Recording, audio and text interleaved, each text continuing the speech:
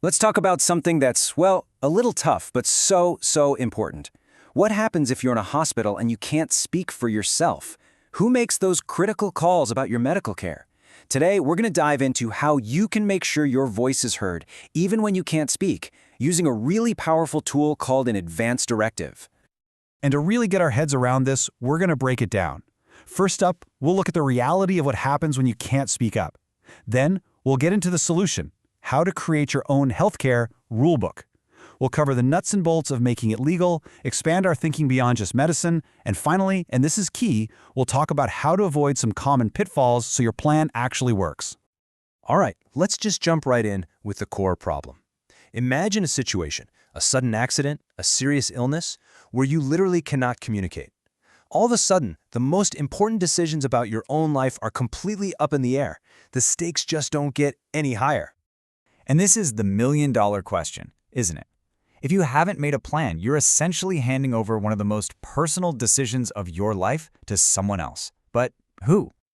This is where you face a real fork in the road, with two very different outcomes. On one side, without a plan, you could be looking at heartbreaking family arguments, treatments you never would have wanted, maybe even courts getting involved.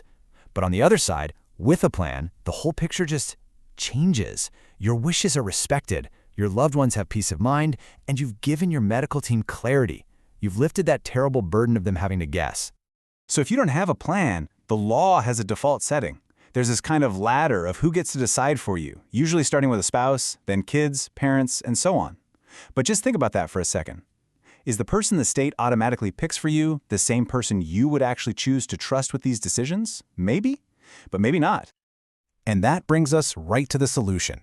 Instead of leaving it all up to chance or some default legal hierarchy, you can create your very own healthcare rulebook. And you do this through a legal document known as an advanced directive. So what is an advanced directive? At its core, it's pretty simple. It's your voice, written down, for a time when you might not be able to use your own. It's a formal set of instructions that only kicks in if a doctor determines you can't make or communicate your own decisions anymore. Now, an advanced directive usually has two main parts. Let's start with the first one, the living will. The easiest way to think about this is as the what. This is where you get specific about your instructions for medical care. For instance, what are your feelings on life-sustaining treatments like breathing machines or feeding tubes? This is the document where you lay all of that out. Okay, so if the living will is the what, then the second part is the who. This is your durable power of attorney for healthcare. In this document, you name a specific person, your healthcare agent or proxy, who you trust to make those decisions for you. And crucially, that person is legally bound to follow the wishes you've already spelled out. So you see how these two pieces are kind of like a lock and a key? They're designed to work together perfectly. The living will gives the specific instructions, the what, and the power of attorney names the person, the who will interpret those instructions and act on your behalf, especially in those gray areas you couldn't have predicted. Okay, so you get the concept, you know the what and the who, but how do you make sure your wishes aren't just wishes but are actually legally binding? Let's get practical and look at how to turn this plan into an official, enforceable document. It's actually more straightforward than you might think. It really boils down to 4 key steps. 1. Choose your agent wisely. This has to be someone you trust completely. 2. Be specific when you write things down. Don't leave room for guessing. 3. And this is super important, you have to execute it legally. That usually means signing it with 2 qualified witnesses or a notary, depending on your state's rules.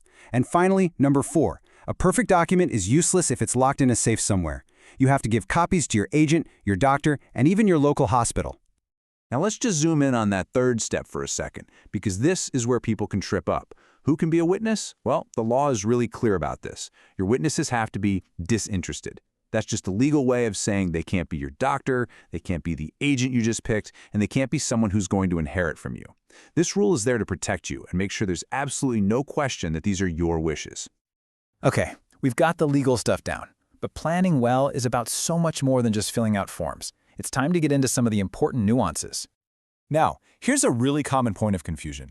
The difference between an advanced directive and something called a POLST. They sound similar, but they're for totally different situations. An advanced directive is for any adult planning for a future what-if scenario. A POLST, on the other hand, is an actual medical order for someone who is already seriously ill. It turns their wishes into immediate instructions for paramedics and ER staff. They're different tools for different jobs. And, beyond all the legal forms and medical orders, there's a much deeper conversation to be had here.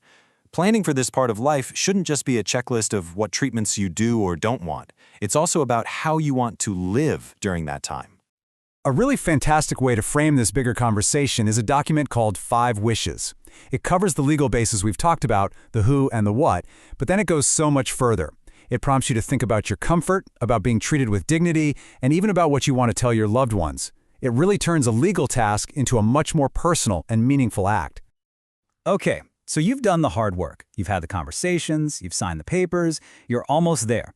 The last piece of the puzzle is making sure your plan doesn't fall apart when it's needed most by sidestepping a few common traps. I want you to read this quote because it's a perfect and honestly pretty chilling example of why being specific is everything. Can you imagine writing that you want no artificial procedures, thinking you're talking about machines, only to have someone interpret that to mean no pain medication? That's why you have to be crystal clear. If pain relief is important to you, you need to say it explicitly.